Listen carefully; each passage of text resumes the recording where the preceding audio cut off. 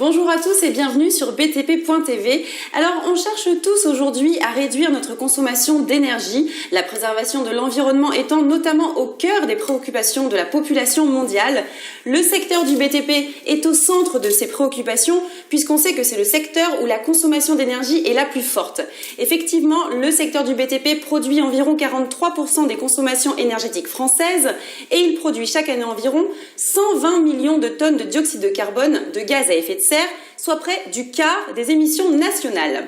Alors pour parler de ce vaste sujet d'actualité, j'accueille aujourd'hui monsieur Brunel Aurin, donc architecte des PSG au sein de PBO Archi. Merci d'être avec nous aujourd'hui. Merci.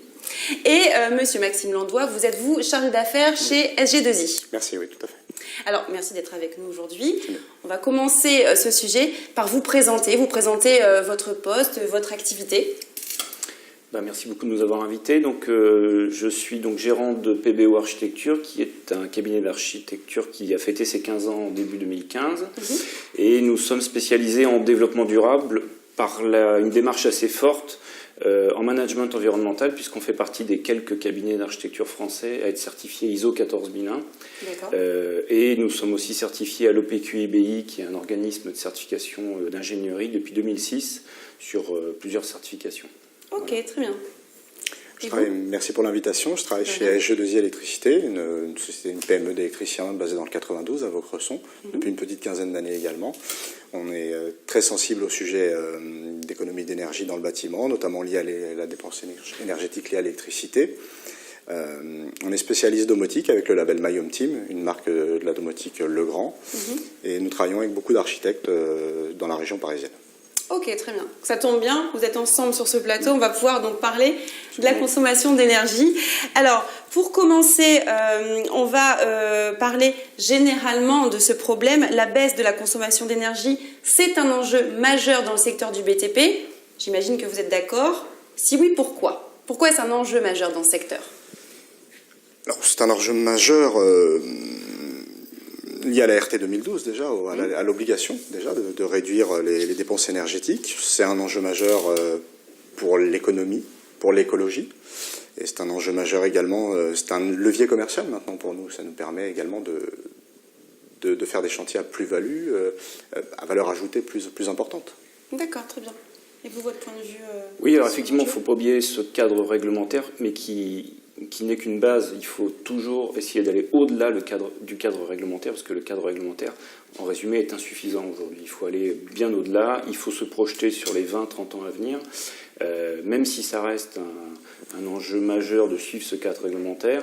Il faut se donner des challenges et aller nettement plus en avant pour viser des performances nettement plus performantes, on va dire, et qui vont de toute façon améliorer la vie du bâtiment et la vie de ses futurs utilisateurs. Oui, très bien. Et justement, comment vous y prenez dans votre travail pour réduire la consommation d'énergie, concrètement? Alors, c'est un gros travail en conception, et c'est pour ça qu'on a fait une démarche de ISO 14001 en interne. C'est que dès la conception du bâtiment, on travaille sur l'énergie et l'environnement en interne, avant de travailler en co-traitance avec des bureaux d'études, où là on va rentrer plus dans le détail, mais ça nous permet de jouer sur des leviers très rapidement dès la phase d'esquisse, sur voir si on prend tel ou tel plan d'action sur tel matériau, tel système énergétique, telle orientation du bâtiment par rapport à son environnement et sa géologie. C'est des choix importants à prendre dès le départ en fait. D'accord. Et vous aussi, dans votre société, comment ça se passe en termes d'organisation? Alors nous, c'est très important pour nous. C'est surtout une manière de nous démarquer de la concurrence. On est soumis à une concurrence très très forte par beaucoup d'entreprises, un peu moins professionnelles que la nôtre, un peu moins scrupuleuses, et ça nous permet d'avoir un levier commercial, je le redis, de nous démarquer et de proposer, avant même toute cette législation, tout à fait, des démarches d'économie d'énergie, que ça passe par la domotique, que ça passe par la pompe à chaleur, c'est-à-dire le système de climatisation double flux. C'est très très important. Donc ça passe en amont sur le devis. C'est déjà une option sur le devis et sur la démarche commerciale à proposer aux clients. D'accord. Et ça depuis quelques années, j'imagine qu'il y a une évolution? Il y a une évolution parce qu'il y a surtout une évolution produit et une évolution normative, il est vrai.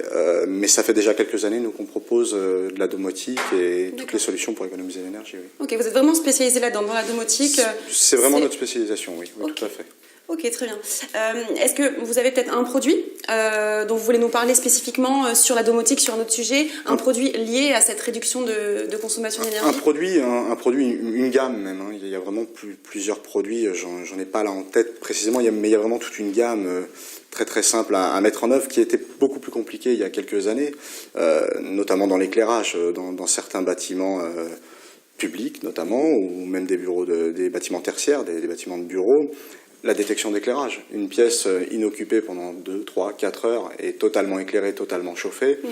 C'est aujourd'hui... il y en a encore beaucoup. Dans les magasins, on voit encore des magasins éclairés, oui. Éclairés, pardon, je perds mes mots. Éclairés dans le centre de Paris, j'ai envie de dire, voilà, même pendant les fêtes. Donc, alors, il y a maintenant une loi qui est passée et qui doit contraindre le propriétaire du magasin à couper son éclairage à partir de minuit, si je ne dis pas de bêtises, et de rallumer à 5 heures du matin maximum. Okay. Bon, c'est pas encore appliqué partout, mais c'est quelque chose qui est très très simple à mettre en œuvre via une horloge dans le tableau. Et c'est vraiment, c'est pas une grosse dépense, mais c'est un retour sur investissement et très très pratique, enfin très rapide. Et on l'a vu récemment d'ailleurs dans les actualités où il y a même des communes qui ont arrêté toutes les décorations de Noël pour un gain d'électricité. Tout à fait, oui. Lié à la COP21 ou lié aussi à ça rentre là-dedans aussi. D'accord. Et est-ce que vous, en termes de projet, vous avez de nouvelles techniques, parlez peut-être de matériaux que vous utilisez qui aident à réduire la consommation d'énergie? Oui, alors l'intervention de l'architecte sur un bâtiment, elle intervient bien en amont, dès la conception, en réfléchissant avec le maître d'ouvrage, donc avec le client sur ce qu'il envisage de faire. Et ça veut dire que les outils ont évolué, mais aussi chez nous, en tant que cabinet d'architecture, la planche à dessin, c'est malheureusement ou heureusement terminé. Malheureusement ou heureusement alors? Parce que c'était quelque chose d'intéressant de pouvoir mettre sur le papier du graphisme ou de la mise en œuvre esthétique, chose qu'on a plus ou moins perdue avec l'ordinateur. Mais quand on voit le temps qu'on passait à modifier des plans en calque à l'époque, on se dit que le progrès a fait quand même un sacré bond. Donc, oui, les logiciels ont évolué. Aujourd'hui, on travaille sur le BIM, donc le modeling dans les bâtiments. On travaille l'énergie et le passage des réseaux bien en amont, dès la conception du bâtiment. Alors, on travaille en 3 dimensions. Le BIM, voilà, c'est la représentation 3D. C'est une représentation 3D du bâtiment, mais avec toute sa technique. Pas qu'une image esthétique. On positionne les tuyaux, les gaines, les chemins de câbles, les réservations. Et c'est un vrai travail interactif en temps réel, avec tous les partenaires et tous les intervenants du chantier, de l'opération.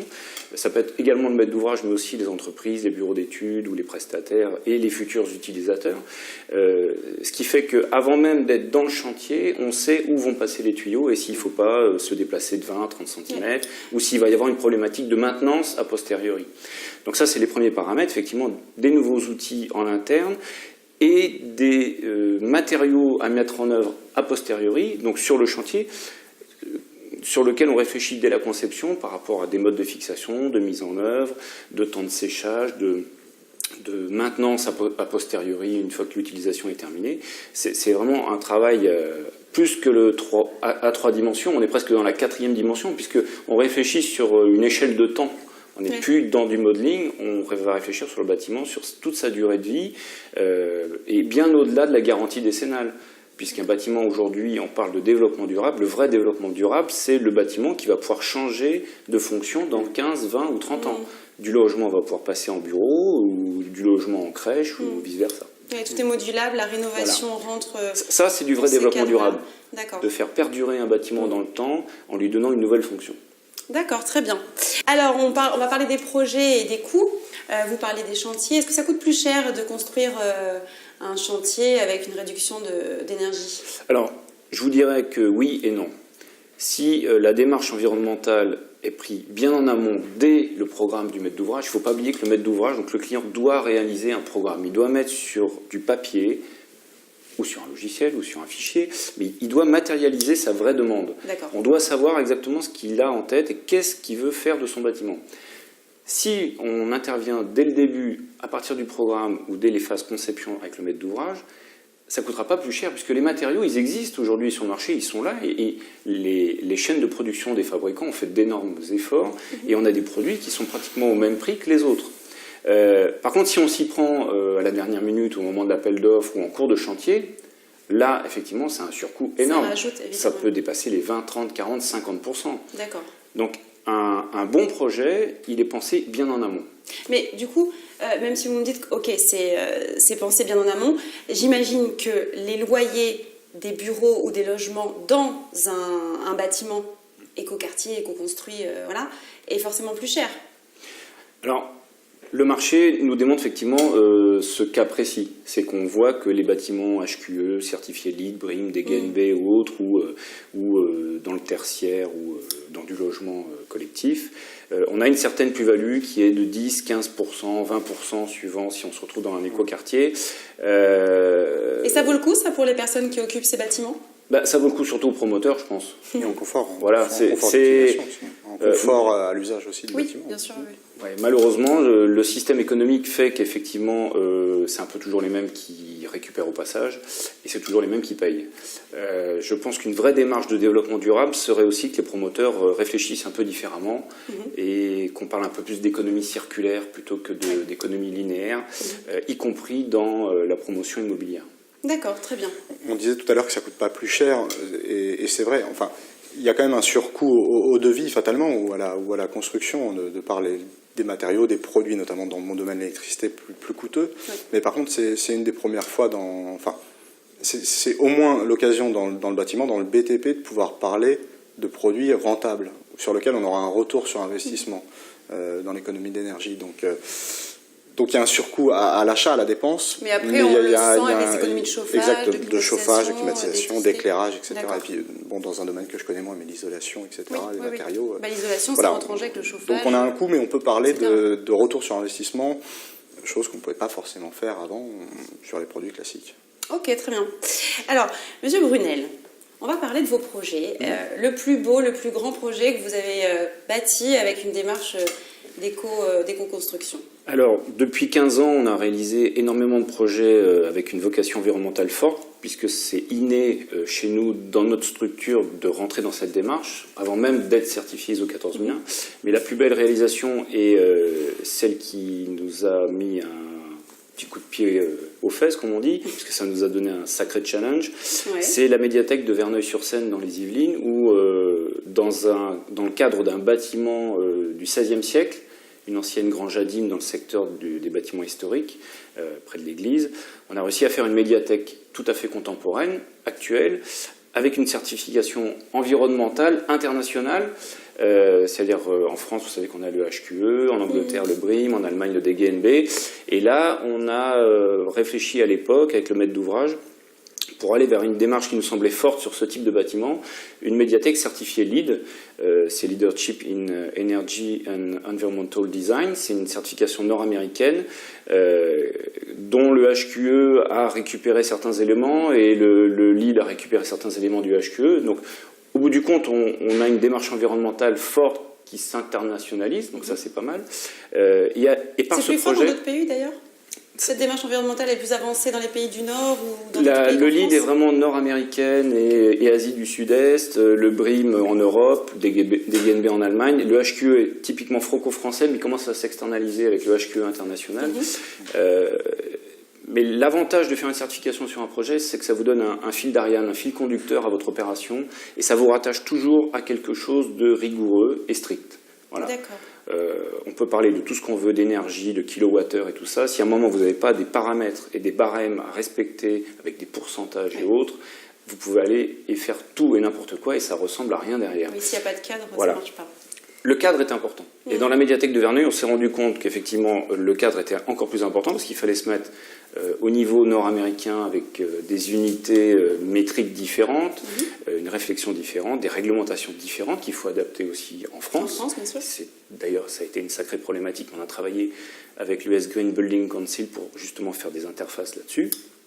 Mais on a réussi à obtenir sur un chantier qui est resté dans le planning initial et dans le budget initial, sans plus-value financière, un bâtiment hyper performant, et c'est devenu le premier bâtiment public français certifié LEED, et comme on a réussi à mettre tout le monde autour de la table, les différents partenaires, les entreprises, la maîtrise d'ouvrage, les utilisateurs, il y a eu un vrai travail de brainstorming et de coworking, on a réussi à faire un bâtiment hyper performant qui a obtenu le premier niveau de certification, le LEED Platinum.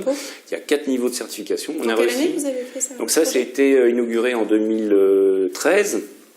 Et il faut savoir que la certification LEED, vous pouvez la perdre si les utilisateurs ne font pas fonctionner le bâtiment comme il faut. Voilà. Ça veut dire qu'il y a une vraie implication aussi des utilisateurs. Pendant 5 ans, vous pouvez perdre cette certification. Et il y a une formation comme ça, on briefe les gens Voilà, donc il y a du travail en équipe avec eux, on leur explique comment fonctionne le bâtiment, qu'est-ce qu'il ne faut pas faire, qu'est-ce qu'il faut surtout faire. Et aussi, souvent respecté d'ailleurs, ça si des choses ne sont pas respectées, il faut le savoir assez rapidement pour pouvoir faire jouer les leviers et réagir rapidement. Comment on réagit, avec qui, et pouvoir aussi transmettre. On est dans la transmission, il ne faut pas l'oublier. On ne fait pas du travail tout seul, on ne construit pas un bâtiment tout seul. Chacun met sa pierre à l'édifice et c'est important que tout le monde participe à l'élaboration et à la construction d'un projet.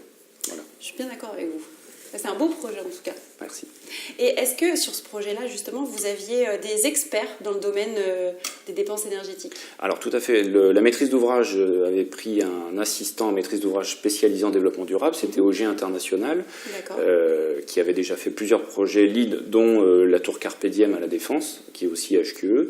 Et ils ont pu nous suivre avec nous pendant toute l'élaboration du projet. Et justement, faire comprendre aux entreprises, pour qui c'était une première, de faire une certification nord-américaine, ce qu'on attendait d'elles et qu'est-ce qu'on voulait qu'elles mettent en avant. C'était leur savoir-faire. C'était pas des plus-values financières hautes, c'était montrer qu'elles étaient capables, avec notre savoir-faire français, de se porter à l'international avec des matériaux et des compétences typiquement françaises. On en est capable. Et toutes les entreprises qui ont travaillé sur ce projet étaient des entreprises régionales, en plus de la région Île-de-France. Comme quoi, on n'était pas obligé d'aller chercher des entreprises à l'autre bout de la France. On a les compétences ici. Tout à fait. Tout le monde est formé pour. Il faut savoir les assembler et les mettre en œuvre. Tout à fait. Okay. Et je reviens juste également sur ce point-là. C'est en plus très important d'être associé comme ça à des projets, car je le disais, hormis l'aspect économie, d'énergie, c'est en plus pour nous, entreprises, PME, artisans, un moyen d'intégrer un projet comme ça. C'est un moyen de se différencier complètement. Je veux dire, on va se retrouver dans un projet où on ne va pas retrouver une concurrence qu'on retrouve sur un chantier plus lambda ou plus basique. Et en plus de faire un travail plus gratifiant pour nos ouvriers, parce qu'eux aussi montent en compétences, ça nécessite aussi une formation, une explication de produit. Il y a d'ailleurs les fabricants jouent le jeu là-dessus, mais ça permet vraiment d'accrocher différents chantiers et d'être là où on ne nous attendait pas et d'être plus libre sur la manière de construire nos devis, etc. Et quels sont justement vos types de clients, vous, dans le secteur comme ça, de l'économie d'énergie? Est-ce que vous travaillez avec des architectes? On travaille avec beaucoup d'architectes sur de beaux projets, mais plutôt typé résidentiel, du grand résidentiel, du beau résidentiel sur Paris ou la région parisienne. On fait un petit peu bâtiment public, mais beaucoup moins. On a fait quelques crèches et quelques écoles, mais on est plutôt dans les beaux bâtiments parisiens ou les grandes maisons de la région. D'accord, ok, très bien. Alors, on sait que depuis 2006, il y a un diagnostic de performance énergétique qui a été mis en place, le but étant d'identifier le surplus de consommation d'énergie des bâtiments. Alors, est-ce que ce DPE est efficace? Et si oui, pouvez-vous nous expliquer en quoi cela consiste? Oui, alors c'est effectivement le bilan énergétique que le maître d'ouvrage doit s'imposer de faire tous les ans pour vérifier effectivement que son bâtiment tient la route au niveau énergétique. Il doit afficher à l'entrée de son bâtiment public, si le bâtiment fait plus de 1000 m², son étiquette énergétique. Okay. Ça, c'est important. Mais je vais être assez désagréable. Le DPE, c'est malheureusement une belle supercherie. Si c'est pas imposé, ça sert à rien. Puisque faire un DPE sur des factures de consommation, imaginez le cas d'une maison en succession qui n'a pas été occupée pendant 1 an et demi, vous allez donner quoi comme facture? Si la personne était âgée, elle avait un peu plus froid, donc elle mettait le chauffage à fond, donc vous allez avoir des factures surdimensionnées. Pendant 1 an et demi, il n'y a plus de facture. Comment vous voulez faire une évaluation à moyen ou long terme? C'est pas quelque chose de très fiable sur lequel on peut se reposer sur la consommation réelle en énergie du bâtiment. Donc, un DPE sur facture, ça sert à rien. Il faut arrêter de se dire que ça va nous donner des paramètres et des données, parce que les agences immobilières aujourd'hui se servent de ça pour vendre des produits et jouer sur le coût de l'immobilier. Il faut imposer le vrai bilan énergétique. Oui, il faut le rendre obligatoire. Il faut le rendre obligatoire sur vérifier les coefficients thermiques des murs, des toitures, des vitrages, en complément des factures de consommation. Oui, c'est sûr. Voilà, il ne faut pas se limiter qu'à ça, malheureusement. Ok. Alors, on sait que le protocole de Kyoto prévoit d'ici 2050 une consommation d'énergie inférieure à 50 kWh par mètre carré et par an. Alors, nous sommes aujourd'hui bien loin de ce chiffre. En moyenne, dans les logements, on a 300 kWh par mètre carré et par an.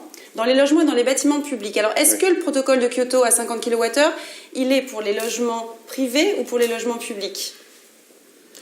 Alors, les 50 kWh, c'est un objectif sur du logement, donc c'est du logement, d'accord. Collectif, privé ou public. Après, attention, les établissements recevant du public, les bâtiments publics qui reçoivent du public ne sont pas liés aux 50 kWh.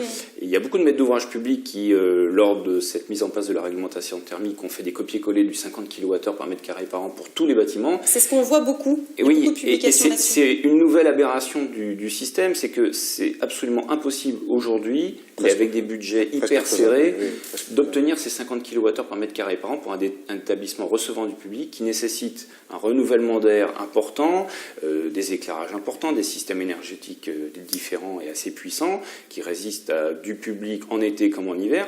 Ce qui fait qu'aujourd'hui, un bâtiment très performant qui reçoit du public serait plutôt autour de 75 ou 80. D'accord. Et c'est très performant. Oui. On en est loin encore aujourd'hui. Voilà, 50 kWh pour du public, il faudrait presque en faire un bâtiment passif.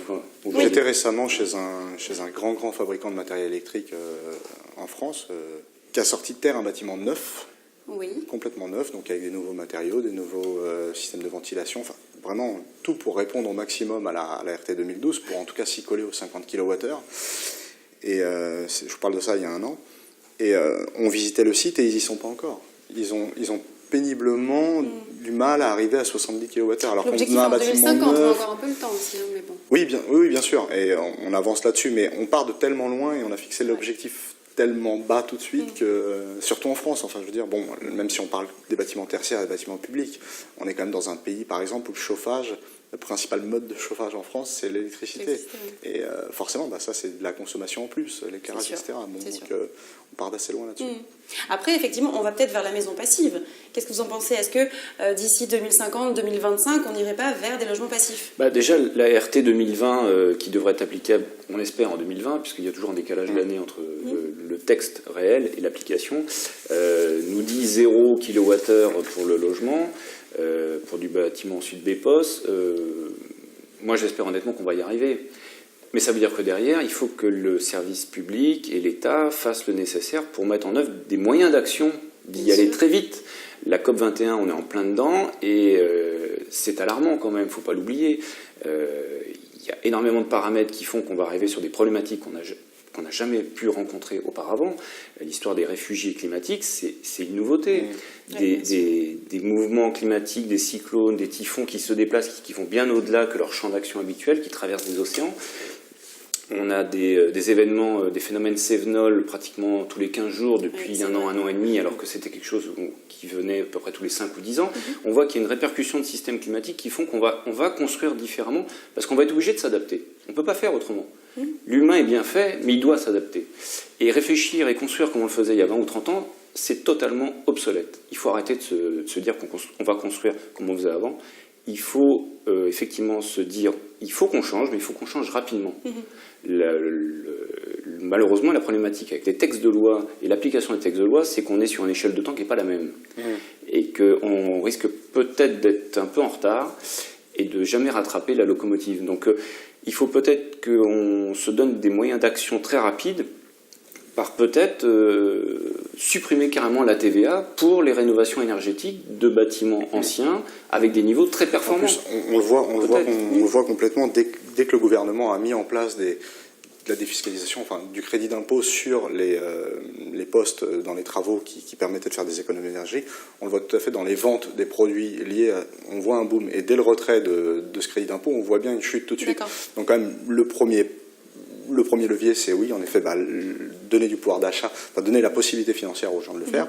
Et comme on était en train d'en parler, il y a le climat qui change, mais il y a également tous nos modes de vie qui changent. Une voiture électrique, demain, si on branche tous notre voiture le soir en rentrant chez nous, on va avoir un pic de consommation électrique qu'on n'est pas sûr de savoir atteindre aujourd'hui. Et puis on n'a rien de prévu aujourd'hui, donc il y a tout ça qui est à prendre en compte dans toutes les constructions qu'on fait. Il y a toute une éducation à avoir, de toute façon il y a un mode de vie à changer, mode de construction, tout est lié. faudrait changer pas mal d'habitudes. De toute façon, voilà, après, en 2020, est-ce qu'on y sera, ça on ne sait pas. De toute façon, on va devoir changer, parce que de toute façon, la génération des 15-25 ans qui sont les consommateurs de demain et les bâtisseurs de demain, ils vont pas appuyer sur un bouton pour allumer la lumière ou pour éteindre le chauffage. Ils pilotent tout sur leur smartphone, leur iPhone. Donc on est obligé de tout reconstruire. Je parle pour mon domaine de l'électricité, mais c'est valable pour tout. Dans la domotique, vous voyez tous les objets connectés, toutes les choses qui sont... Oui, bien sûr.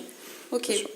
On espère en tout cas qu'on va y arriver. Le but, c'est de savoir aussi si nos politiques vont nous donner les moyens de mettre en place ces choses-là par des lois, parce qu'il faut un cadre. C'est sûr que si tous les architectes, tous les chefs de projet se disent « moi, je vais fixer telle dépense énergétique et je fais comme je veux », on n'y arrivera pas. Donc, il faudrait faire passer des lois. On espère qu'il y en aura. En tout cas, on verra bien. Merci d'avoir été avec nous aujourd'hui. C'était un plaisir de vous recevoir. Merci à nous. Merci à vous de nous avoir suivis. On se retrouve bientôt pour une nouvelle émission, pour un nouveau talk sur btp.tv. Ciao, à bientôt.